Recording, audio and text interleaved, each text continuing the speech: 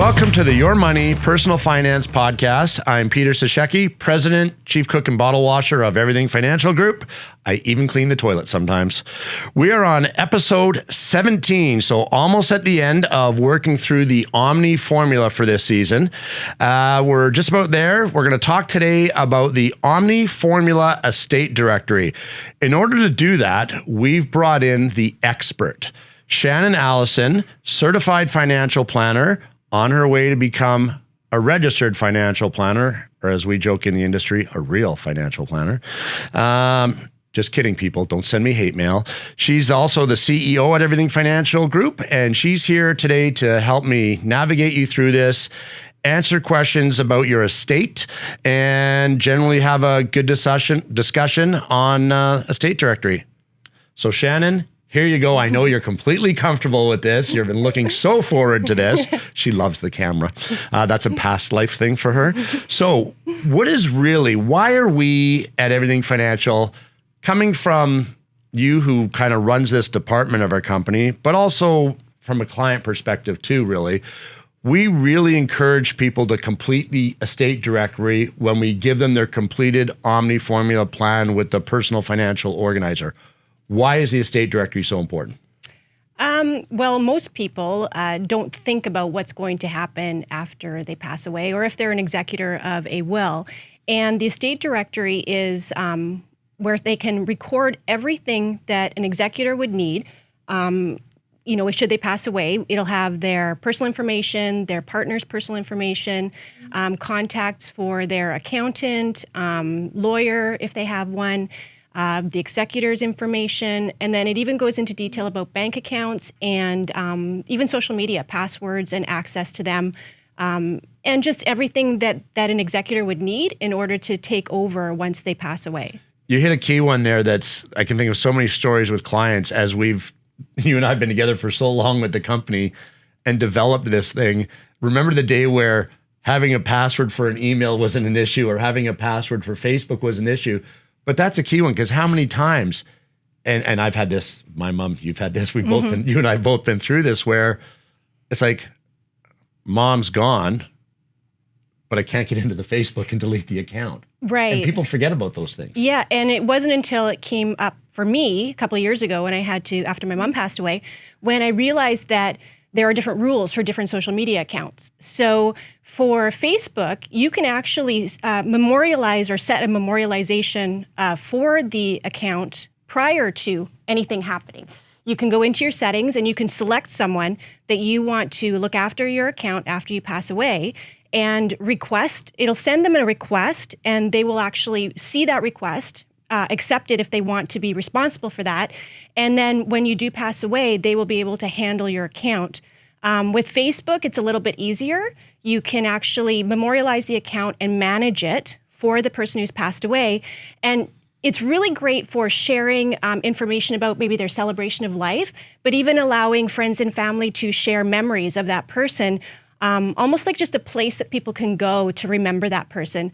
With Instagram, it's a little bit different. You have to provide the certificate of death, and it will allow you to close the account, but you can't really necessarily do anything with it.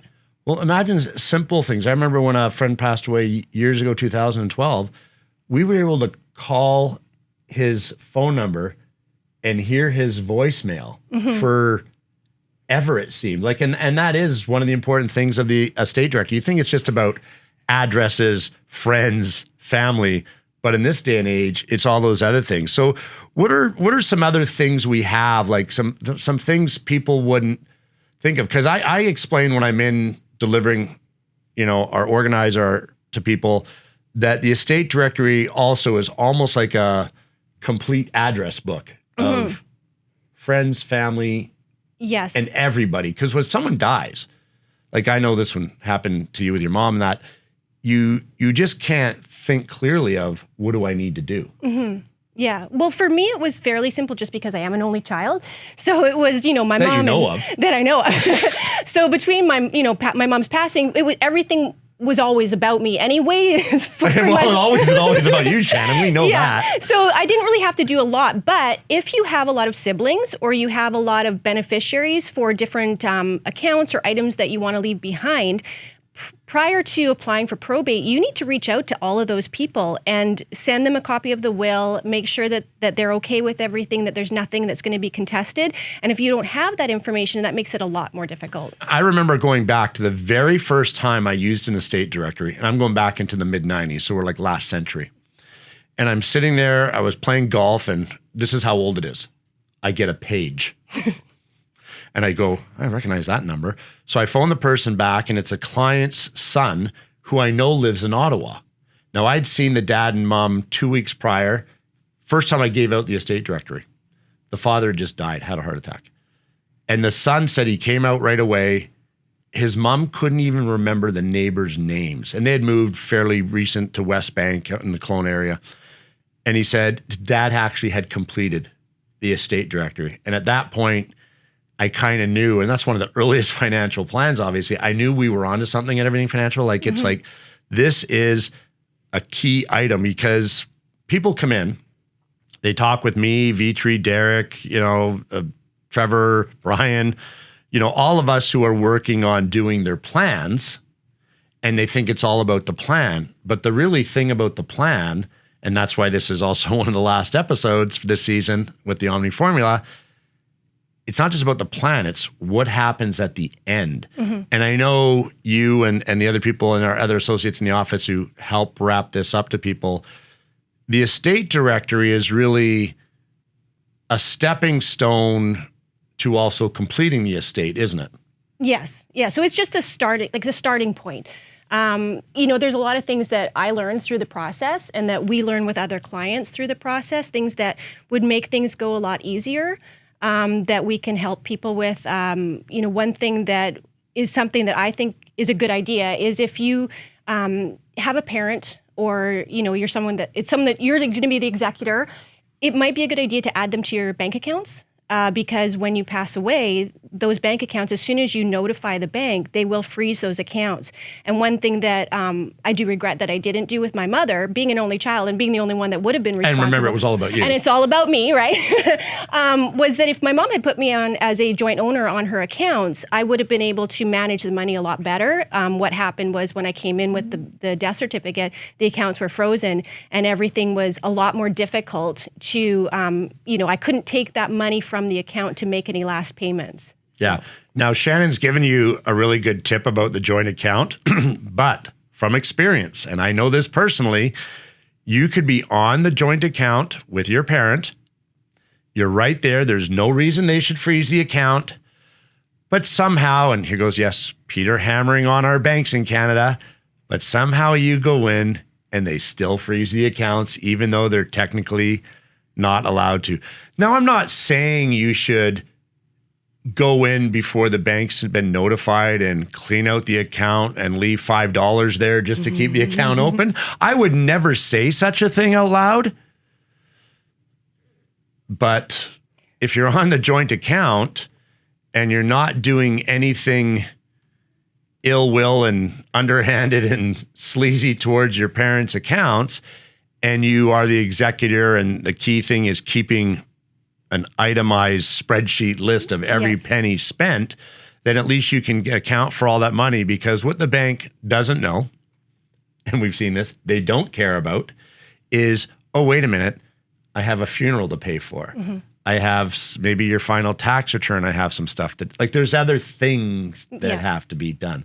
So within a estate directory, I mean, we've talked about friends to contact, documents. Where should you keep this stuff?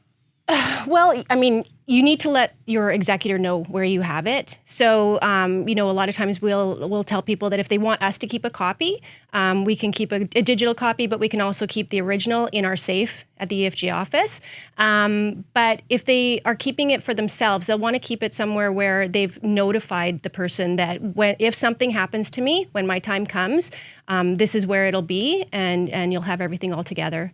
So, like, even with my mom, she was very organized, more so because my dad dad was able to put everything together for her before he I passed. can't imagine your dad was ever like that. Yeah, very, very organized. But it got a little bit messy when my mom took over. Fortunately, I was helping her a lot in the last few years before she passed. But when you're looking at a book where you've got a ton of passwords and logins, but they've been changing and changing and changing, and now you can't figure out which one's the new one and which one's the old one. And it was a little bit messy, but if it's all on one page, if it's all in the estate directory, and you have it in one place, you've got the most recent passwords, the most recent logins, and this goes for like Hydro, Shaw, like all your TELUS, anything. It just makes it so much easier. So here's an advice for people too, if doing the estate directory, maybe add this to the list. If you're the executor on parent's estate, you've lost one parent, there's one left, because normally, normal household, 2 parents, one passes away, it goes to the other parent, and then the kids get involved because one of them might be the executor. People, do your children a favor. Complete the estate directory. Call us. You don't even have to be a client. Call us. We'll help you through it. Go through what you should do. It's advice we'd love to give people. Here's the other thing. Clean out your house. Clean out your basement, because we've been through this, and I'm talking to my dad about this these days. He's not a hoarder, but the last thing you want to deal with, because this is hard enough doing all this stuff, is then cleaning up 30 years of memorabilia and stuff in a house that you now have to get sold. So maybe we're going to change the estate directory to estate directory and house purge down the road. I was really lucky that my parents actually moved quite frequently. Not long before. So every time that they moved, they basically tossed out everything that they didn't need. So what was really left was only this, pretty much the stuff that was important. All the memorabilia and the collectible stuff and all my childhood things and my mom's childhood things and my parents. And so it wasn't too bad for me, but that is a really good idea, because if you've been in a home for 20, 30 years, you accumulate a lot of stuff. And the last thing you want is to leave your family having to decide what to throw out, what to sell, what to get rid of, and what to keep. So that is a good idea. Some other key things that are we're going to do another, she's panicking already. We're going to be doing another podcast later sometime in 2023 that just relates to what an executor has to do and how we help at Everything Financial complete the duties of an executor, probate, etc. But just a little teaser for coming up down the road. So what are some of the things people don't know, that just having all this stuff organized in an estate directory, how can it make executor duties, probate duties a little easier? Well, just having everything all in one spot. But with, Everything Financial, we have our estate plan that we offer to people. We basically will hold your hand through the whole thing. So when someone passes away and you're starting that whole probate process, we will actually walk you through which documents you have to complete, what needs to be submitted, how to complete them. Some tricks that we've learned, do not mail in your probate application, because you'll get it back in the mail with a bunch of corrections, and then it just delays the process. So one thing that we would recommend is go right down to the probate office at a Supreme Court and talk to someone and show them, here's my application. They will go through it with you right then, let you know what errors you have, what mistakes you have to correct, if you've got the right amount for the check, for the application. And then you can go home right away, make those corrections, and go right back again the next day. Whereas in the mail, you're talking like weeks, months that you can delay it. No, it's government. They're always quick. Yeah. The other thing, too, there is a real trick that I found out. It's not necessarily a trick, but if you're looking after an estate and you're selling a property and you have an accepted offer, they will actually prioritize your probate filing. So when you go down there, you just let them know that you have an accepted offer on the property. They'll speed up the process and finish the probate as fast as possible so that you can actually complete the sale, because the sale cannot complete until probate is processed. So now, do you have to show them, when you went through this with your mom, did you have to show the accepted offer or show the paper, or did they just take your word for it? I actually, to be honest, I don't remember if I did, but knowing myself, I probably did attach the purchase and sale contract. She's very thorough. So I probably did attach the purchase and sale contract, but if you have it, it's obvious, why not produce it, right? But it was such an easy process. I thought, how many months am I going to have to delay the sale of this property? And they just did it right away for me, and then I was able to complete the sale. Your mom passed away in May. Yes. And didn't we have your whole property, the estate, everything wasn't it all done by sometime in August? Yes. Yeah. And we have stories, people will come in and they'll talk to us, how long is this going to take? And they've done a lot of stuff themselves. They've gone and got legal advice and things get tied up, et cetera. And there's reasons for doing that too. And going to a lawyer and things like that in some cases, obviously. But we know people have taken like over a year, like it takes forever. Well, we can't sell the property. We can't do this. We don't have probate. We don't. And that's an easy one. So we really encourage you when you come in to see us at Everything Financial and we complete your plan. It's in Section 8 of our Personal Financial Organizer. In our next episode, the closing episode of the season, we're going to go through a lot of details of what's in that organizer and just kind of wrap up the season. But that is the most important part of every financial plan, because the financial plan is there for not what you're doing now, it's part of it, and how to get you to your goals, but how to wrap it all up at the end. It's like baking the cake, not putting the icing on at the end. Like, why would you bother? Knowing that we have such sweet tooth. Well, and one thing that I want to say too is that, like, I mean, it's okay to tell someone what they're supposed to do at every step of the way, whether it's your financial plan or your estate planning, but we hold your hand through it. So you're not alone. You're not, here's what you do, goodbye, good luck, and we wish you well. With us, it's, we're here to answer the questions, guide you along, hold your hand the whole way, and you're not alone. It's not as scary that way. No. And here's the shameless plug, because it's my company and my podcast, so I can plug anything I want. But this goes back to, it's good you said it, but earlier episodes that we had way earlier in the season about what you should get, back to actually, I think the one with the first episode, when interviewing a firm that you want to have do a financial plan for you. And one of the things we always talked about is, what are you getting for your money? The person at the bank or whatever, the mutual fund salesperson, they're getting paid a fee. What are you doing for the fee? There's the example of part of what we do for the fee. We don't just do the plan, we wrap up the plan at the end. And people don't realize, we're not charging an extra fee or charging you an hourly rate to do your executor duties and wrap this stuff up. I mean, the estate plan that we're going to do in another episode, that's what we do, is you're paying us. I mean, is make sure you get it all wrapped up at the end and it's seamless. Because some simple things, we'll close off on a few simple points that we've talked about before. It kind of ties into the estate directory, but to make your estate simple, some simple things. You mentioned earlier, beneficiaries. Name beneficiaries on your life insurance. Name beneficiaries on your registered products. RSPs and TFSA is what's considered a registered product, because then it bypasses probate. It goes directly to that person right away. So Shannon mentioned the joint accounts. Doing those little things, and all those tips are in, our estate directory, and we'll give you those tips when you come in Everything Financial.